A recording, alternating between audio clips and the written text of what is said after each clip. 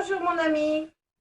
Après t'avoir parlé de la dérive des continents, de la formation des montagnes, on va aborder aujourd'hui la suite de notre petite enquête.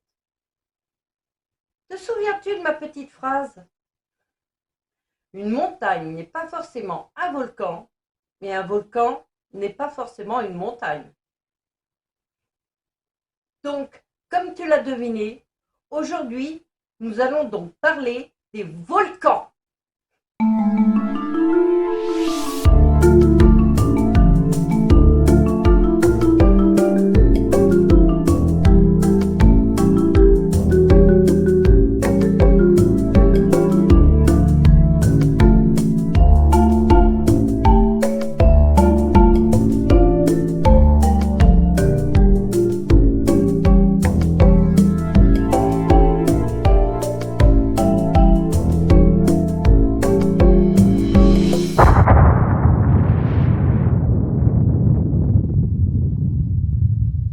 Alors, déjà, c'est quoi un volcan? Imagine une bouteille de soda bien secouée. Quand tu ouvres le bouchon, tout le soda jaillit avec des bulles. Eh bien, un volcan, c'est un peu pareil, mais avec de la roche en fusion à l'intérieur qu'on appelle lave. À l'intérieur de la Terre, il fait très chaud, et cette chaleur fait fondre des roches pour créer de la lave. Un volcan a une ouverture, souvent au sommet, par laquelle cette lave peut s'échapper. Quand la pression devient trop forte, le volcan explose et la lave jaillit, accompagnée de cendres et de gaz. C'est ce qu'on appelle une éruption volcanique. Un volcan est formé de différentes structures que l'on retrouve en général chez chaque volcan. Il y a une chambre magmatique alimentée par du magma. C'est un genre de réservoir à magma. Elle se trouve entre 10 et 50 km de profondeur. Il y a une cheminée volcanique, d'où sort généralement le magma en cas d'éruption. Le haut de cette cheminée s'appelle un cratère. Une ou plusieurs cheminées volcaniques partant de la chambre magmatique ou de la cheminée volcanique principale, qui débouche en général sur les côtés du volcan ou parfois à ses pieds. Parfois, elles peuvent donner naissance à de petits cônes volcaniques secondaires. Il peut y avoir des fissures latérales. Elles sont le résultat de fractures sur les côtés du volcan. Elles sont souvent larges de quelques mètres, mais peuvent faire plusieurs kilomètres. Il est très difficile de les reconnaître avant qu'elles ne craquent, car rien ne permet de l'identifier à l'œil nu. Les volcans peuvent être endormis pendant très longtemps ou actifs et faire des éruptions de temps en temps. Après une éruption, la lave refroidit et devient de la roche, ce qui peut aider à agrandir la montagne. Les volcans sont fascinants et puissants, et ils jouent un rôle important dans la formation des paysages sur notre planète. Les volcans se forment lorsque de la lave chaude et fondue, appelée magma, monte depuis le centre de la Terre jusqu'à sa surface. Tu vois, à l'intérieur de la Terre, il y a une immense réserve de magma bouillonnant, à plus de 1000 degrés. Lorsque le magma trouve une ouverture dans la croûte terrestre, il jaillit à la surface et forme un volcan. C'est comme si la Terre avait un petit trou par lequel le magma peut sortir. Une fois que le magma atteint la surface, il peut s'écouler doucement avec de la lave liquide, ou il peut exploser de manière spectaculaire envoyant des cendres, de la fumée et des roches appelées bombes dans les airs. C'est ce que l'on appelle une éruption volcanique. Au fil du temps, lorsque le magma s'accumule et refroidit, il forme une montagne particulière appelée un volcan. Ces montagnes ont souvent une forme conique avec un cratère au sommet, d'où sortent les éruptions. Certains volcans sont très actifs et entrent en éruption régulièrement, tandis que d'autres peuvent être endormis pendant de longues périodes. Les volcans sont des merveilles de la nature qui nous montrent la puissance de la Terre. La formation géologique, les mouvements des plaques tectoniques, l'épaisseur de la croûte terrestre jouent un rôle important dans la manière que se déroule l'histoire des volcans. les failles géologiques et les fissures dans la croûte terrestre servent de conduit pour le magma. Dans certains cas, ces fissures permettent au magma de s'échapper lentement et calmement, formant des coulées de lave étendues. Dans d'autres cas, elles peuvent faciliter une éruption explosive si le magma est sous haute pression. La forme et la taille du volcan déterminent également le type d'éruption. Le type de roche fondue ou magma qui se trouve sous un volcan influence grandement son comportement. Les magmas visqueux, un peu comme du miel épais, ont tendance à piéger les gaz, ce qui peut entraîner des éruptions explosives. En revanche, les magmas plus fluides permettent aux gaz de s'échapper plus facilement, entraînant des éruptions effusives, la lave coule.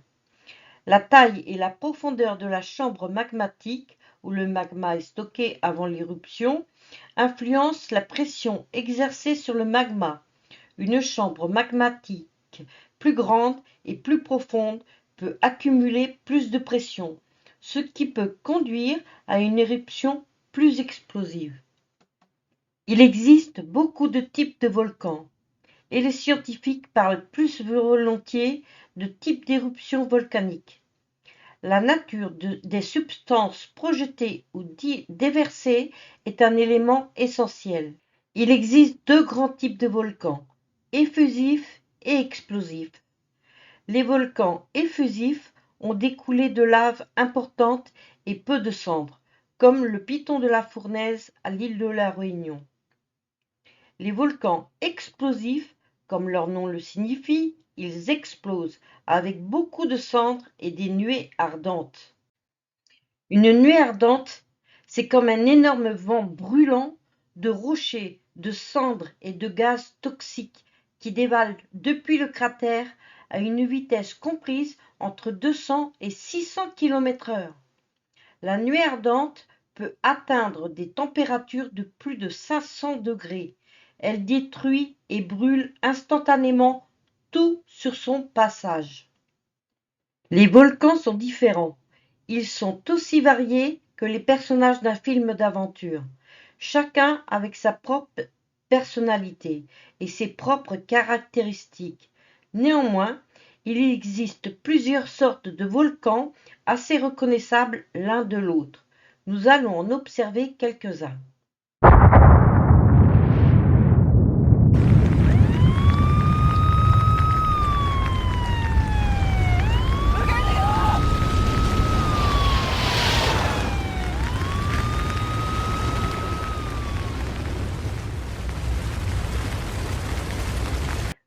Les volcans en bouclier. Ces volcans ont une forme large et plate qui ressemble à un bouclier renversé. Ils ont des pentes douces et larges. Ils sont généralement formés par des éruptions de lave fluide qui s'écoulent sur de grandes distances avant de se solidifier. Le Mauna Loa, sur l'île de Hawaï, est un exemple célèbre de volcan en bouclier. Les stratovolcans. Ces volcans ont une forme conique, raide, avec des pentes abruptes. Ils se forment lorsque des éruptions alternent entre la lave fluide et éruptions explosives, de cendres et de roches. Les stratovolcans sont souvent très grands et peuvent atteindre des hauteurs impressionnantes.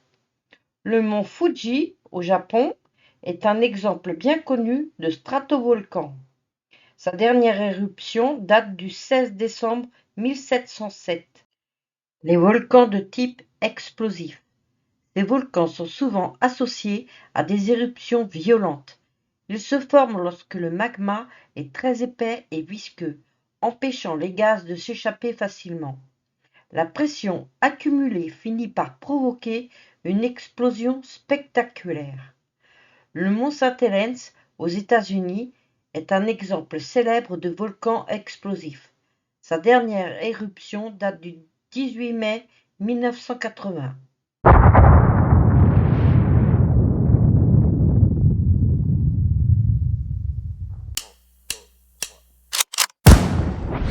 They call me a god. They call me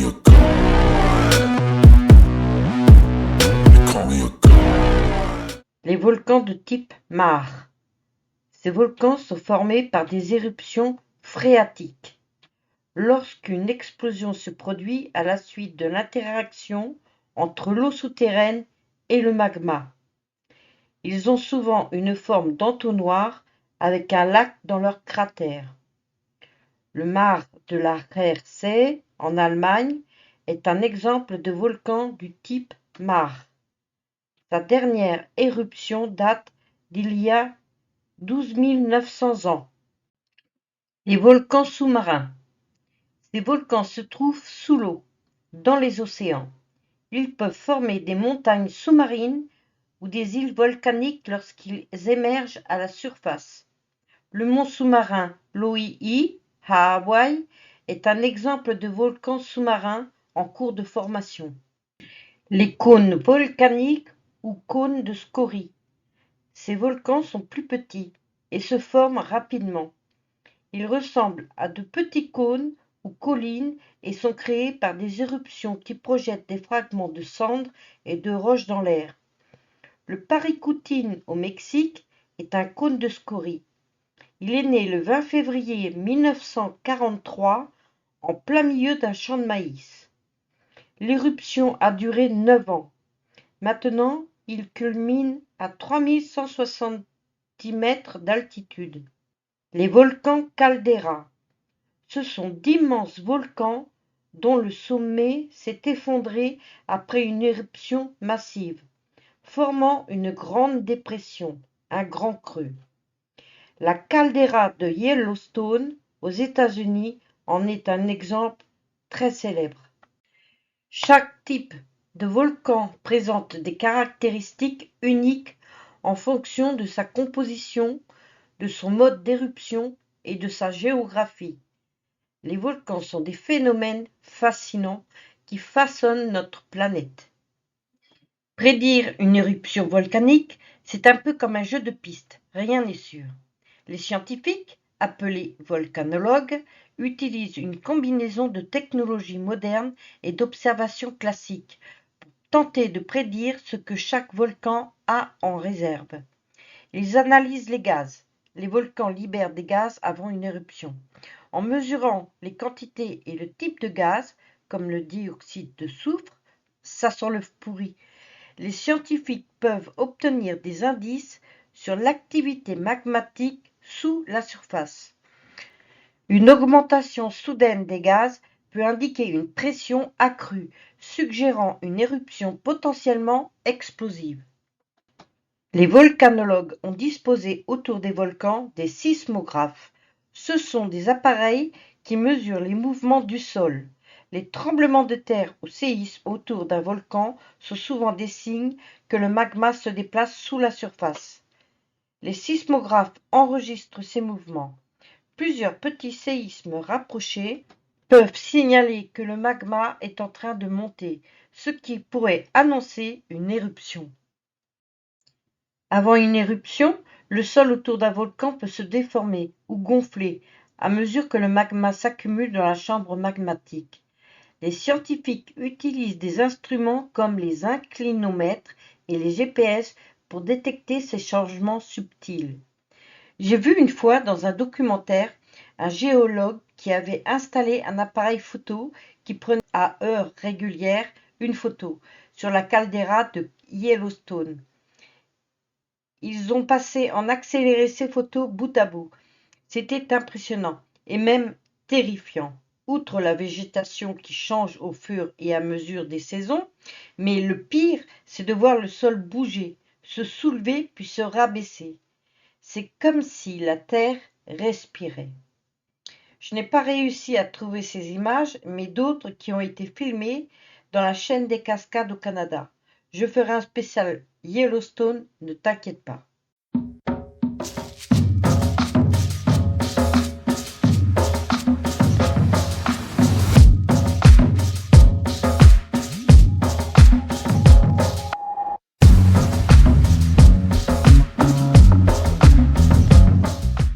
En étudiant les éruptions passées, les volcanologues peuvent identifier des schémas qui indiquent le type d'éruption qu'il a tendance à produire. Par exemple, Si un volcan a une histoire d'éruption explosive, il est probable qu'il continue ce comportement. La fréquence également. Si un volcan rentre en éruption tous les 300 ans depuis fort longtemps et que 300 ans justement se sont écoulés depuis la dernière éruption, il est fort probable que ce volcan se réveille bientôt. Des observations plus soutenues lui seront donc faites. Les scientifiques surveillent visuellement les changements à la surface du volcan, comme l'apparition de nouvelles fumerolles, des fissures ou des glissements de terrain, une plus grande acidité dans les lacs ou les rivières proches. Tout ça peuvent être des signes d'une activité imminente. En combinant toutes ces informations, les volcanologues peuvent faire des prédictions éclairées sur le type d'éruption qui pourrait se produire. Cependant, la nature est pleine de surprises, et même avec toutes ces techniques, ces instruments et ces savoirs, prévoir une éruption reste un défi passionnant et complexe. C'est un peu comme être un détective du monde naturel, toujours à la recherche de nouveaux indices.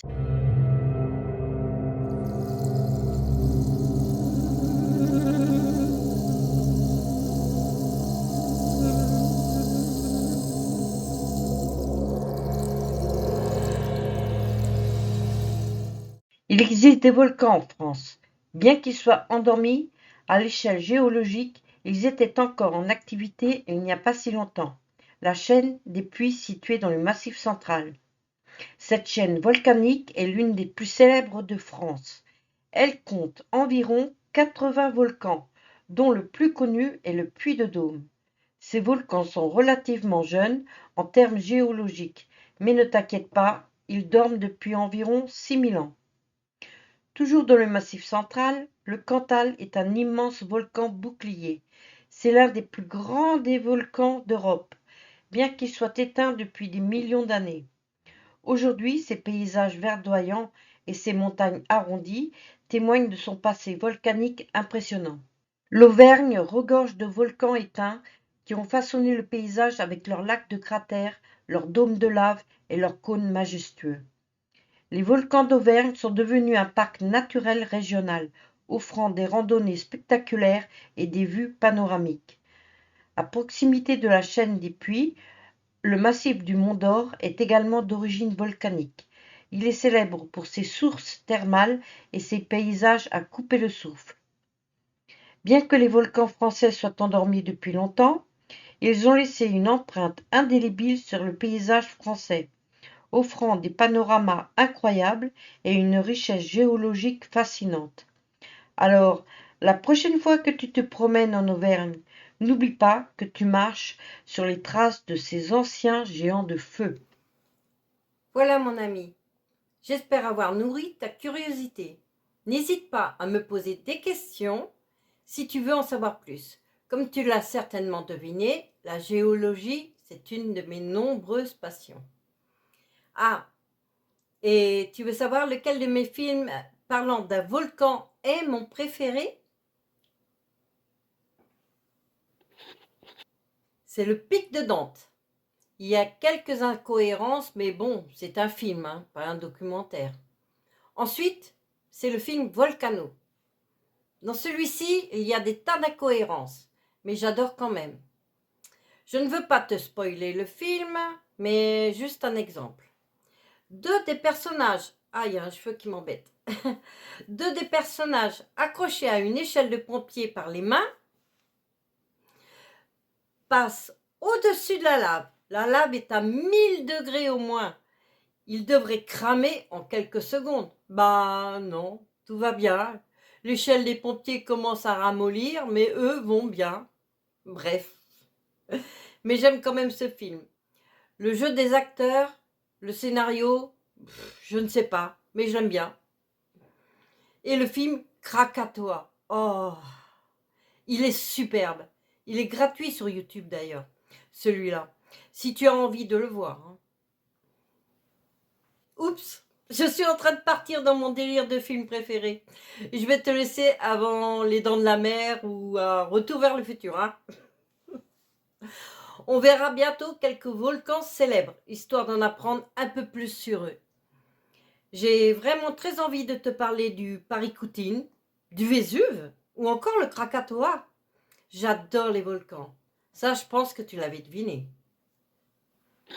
N'oublie pas le pouce en l'air, de t'abonner et tout et tout. Je te dis à la semaine prochaine. Passe une bonne fin de semaine. Mais n'oublie pas que la nature est précieuse.